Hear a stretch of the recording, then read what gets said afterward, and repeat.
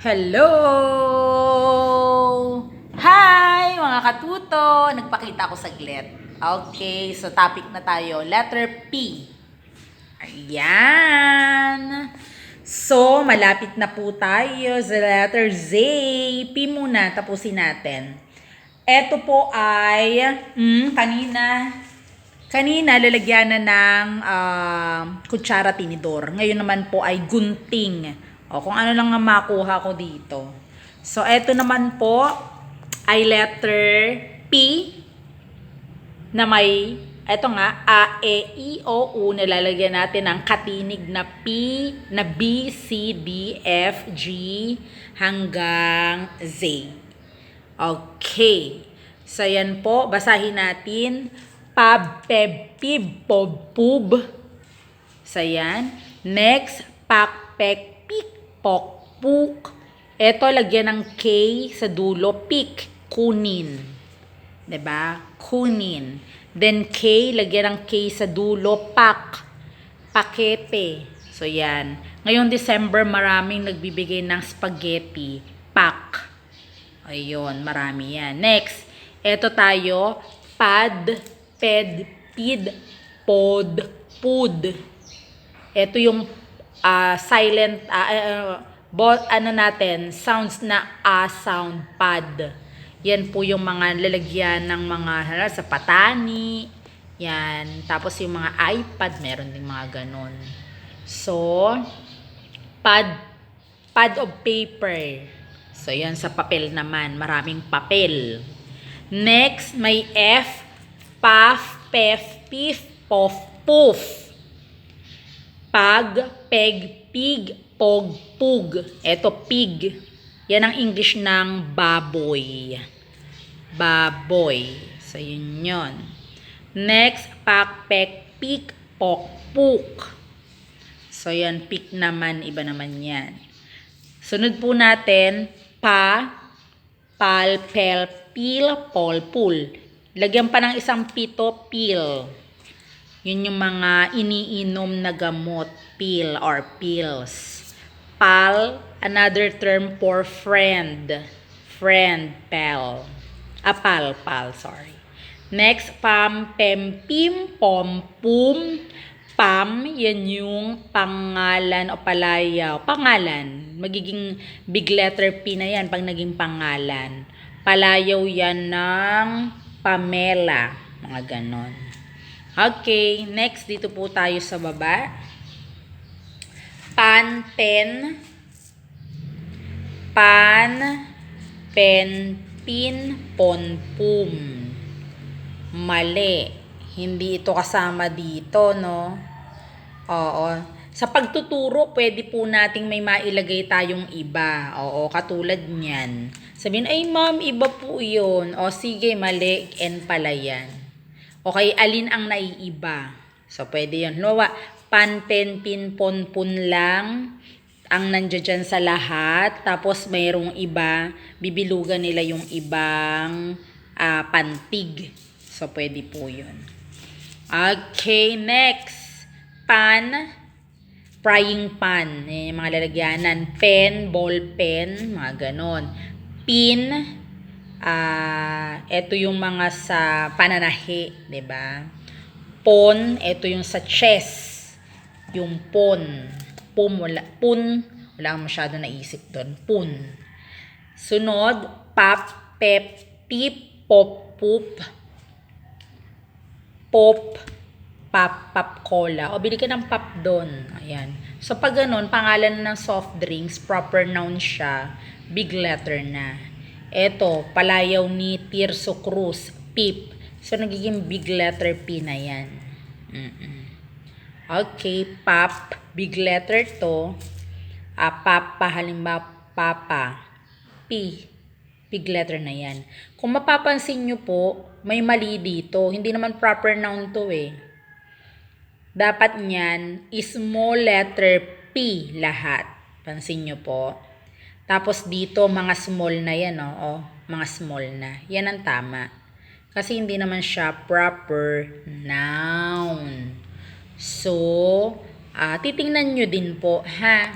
Katulad ng pamangkin ko kagabi, Tita, perfect na po yan. Yung ngangingingungo niya. Pag ano, pipicturan ko po yun. Nung tiningnan ko, mali-mali, parang gagegi ang ano niya. Tapos, small letter dapat, naging big letter. So, mali na po lahat yun. Oo. Sa papepi ko ata, i-discuss yun kahapon sa kanya. So, eto, pap, okay na tayo dyan. Sunod pa, dapat small letter to. Par, per, peer, por, poor. So, yan yun. Next, pas. Nakakasunod po ba? Pas, pes, pis, pos, pus. Pats, pat, pet, pit, pot, put. Naparaming meaning ng pat, pet, pit.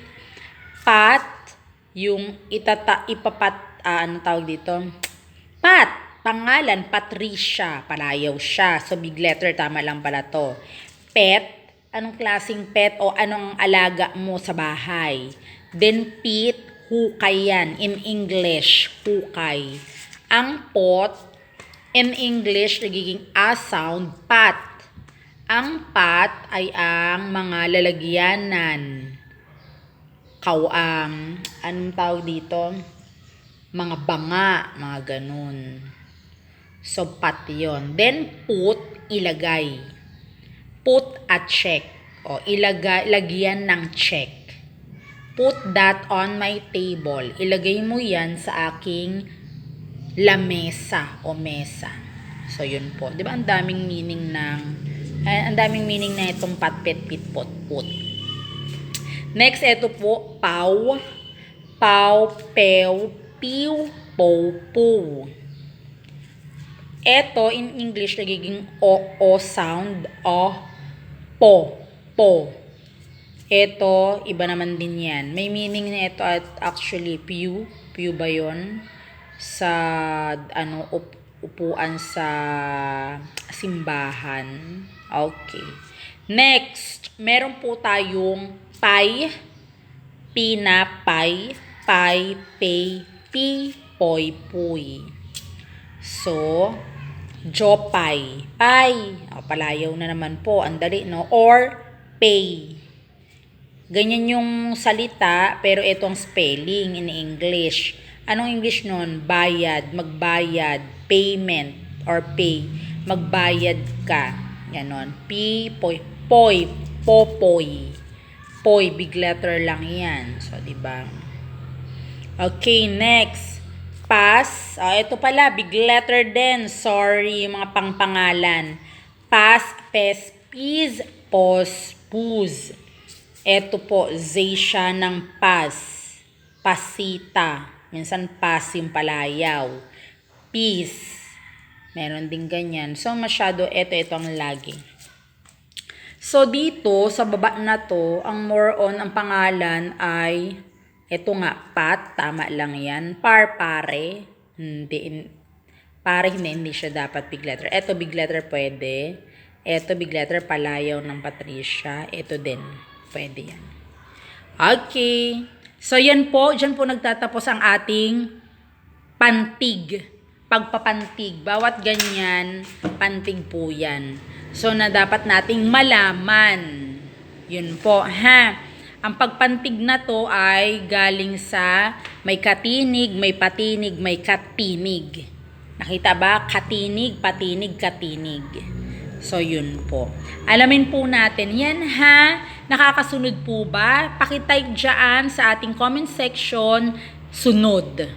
Okay. Kung nakakasunod po, patype naman po ng sunod. Ibig sabihin ay nakakasunod po tayo sa ating mga itinuturo. Ayan, pwede po nating ituro i-add, i-train po yan sa ating mga kids, sa ating mga kabataan. Ayan po, ha? Palagay po, sunod. Okay, until then, maraming salamat sa panunood lagi ng aking mga videos. Until then, maraming salamat. Please don't forget to like and share, ha? To like and share para mas marami pa po ang matuto Opo, ang matuto at ma-reach out ng videos na mga ito. Maraming salamat po. Bye-bye!